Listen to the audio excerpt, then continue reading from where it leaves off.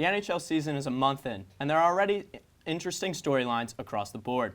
Welcome back to Penn State Sports Night. I'm Tim Rogers alongside Chris Lemo and Jacob Charis.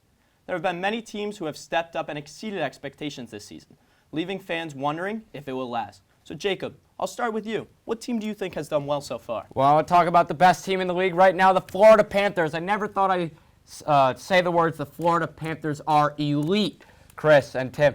They're 8-0 right now. They're first in the Atlantic Division, and like I said earlier, they're first in the league. The biggest takeaway that I have right now for the Florida Panthers is Sergei Bobrowski, their goaltender.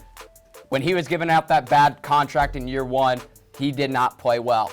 Give him, some leeway because he was playing in front of a, poor defensive core. And now the Florida Panthers have one of the best defensive cores in the league and one of the best goaltending duos in the league with Sergei Bobrowski and Spencer Knight. Both have played extremely well. Another guy I want to talk about with Florida, when we talk about Florida, it's Alexander Barkov and it's Jonathan Huberdeau and it's Aaron Ekblad.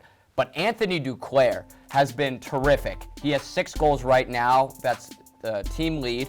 And he also has points in his last 3 games. So this team has a lot of depth. Carter Verhaeghe is expected to have another breakout season. And also Sam Bennett, who I drafted on my fantasy team, and so far he's doing well. Florida has been really impressive, and there's a lot of other teams like Calgary, Buffalo that probably deserve to be in this as well. But I'm going to go with the New York Rangers. When we last checked in on the Blue Shirts, minority owner Tom Wilson, your boy, was basically single-handedly destroying the organization. I mean, every move that they made in the offseason was like, okay, how do we counter Tom Wilson?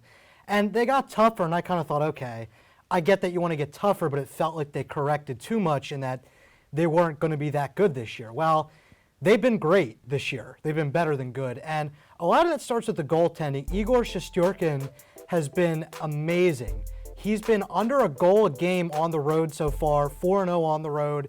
He's been one of the best goalies in the league, and he's still really young. And then not to mention offensively, Kreider has been lighting the world on fire, 7 goals so far, which is big because the traditional goal scorers on that team, like Mika Zibanejad and Artemi Panarin, haven't gotten really going yet. But I think once you get those guys going, you get Capo Kakko back, and healthy, I think this team is going to be really good. And of course, they have Adam Fox, who just got that huge contract, 7 years, $9.5 million. He deserves every penny of it, okay? I mean, he has played like he's going to win the Norris once again this year. And I think he's going to be the cornerstone of that franchise for years to come. Well, it's going to be very interesting to see if the Rangers are going to be able to keep it up in the very tough Metro Division. And for the Florida Panthers, we obviously know Joel Quenneville had to step down for obvious reasons. So it's going to be interesting to see if Florida will be able to keep going. Jacob, do you think they will? Yeah, I don't think the loss of Quenneville affects them that much. It should be a smooth transition to the interim assistant coach. It's a big loss because he changed really the dynamic of that team. Their fans, they were non-existent before he came, and the Florida Panthers started playing a really dynamic style of hockey that we haven't seen, since the Pavel Bure era.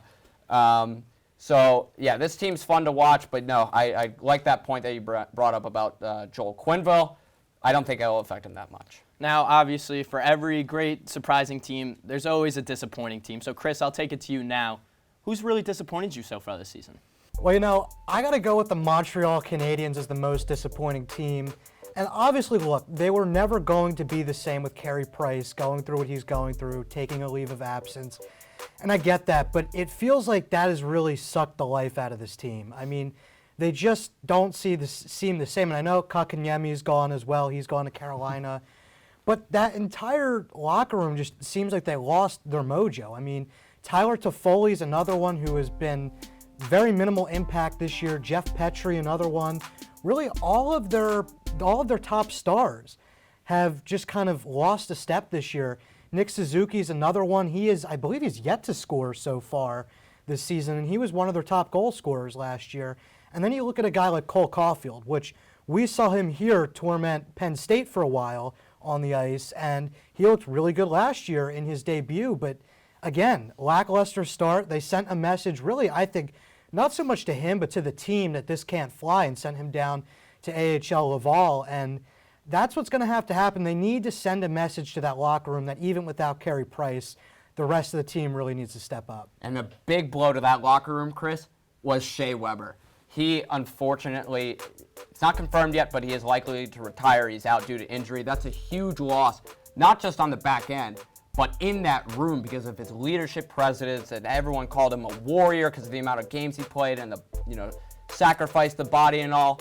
But, the loss of Carey Price is significant, right? Because he was locked down in that run to the Stanley Cup final, and Jake Allen right now has struggled. But yeah, the Montreal Canadiens have struggled. I knew they weren't going to, be as good as, they weren't even that good last year. They were playing in a weak North Division. Now they're in the Atlantic Division. So I don't think they've won a game yet, and it's going to be a long season. But going back, kind of staying in the same market, I'm going to the Toronto Maple Leafs.